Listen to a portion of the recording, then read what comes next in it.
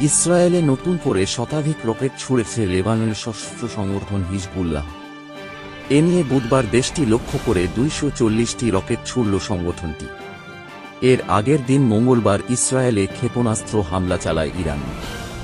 ইসরায়েলের প্রতিরক্ষা বাহিনী জানিয়েছে, হিজবুল্লাহর সর্বশেষ রকেটগুলো 3 ধাপে ছোড়া হয়। এতে 2 ঘণ্টার কম সময় নেওয়া হয়েছে। এই রকেটগুলোর বেশিরভাগই ইসরায়েলের আপার গ্যালিলি অঞ্চলের পশ্চিমাংশে উন্মুক্ত স্থানে পড়েছে। এছাড়া অঞ্চলটির উত্তরাংশে উন্মুক্ত স্থানে পড়েছে 2টি রকেট।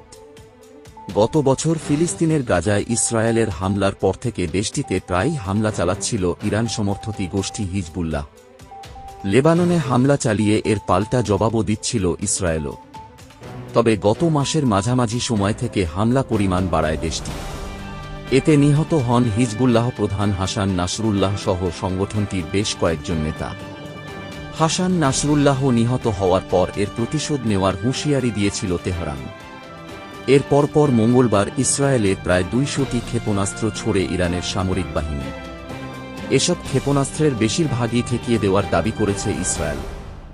দেশটির পক্ষ থেকে জানানো হয়েছে, ইরানের হামলায় মঙ্গলবার ইসরায়েলে কেউ নিহত হননি।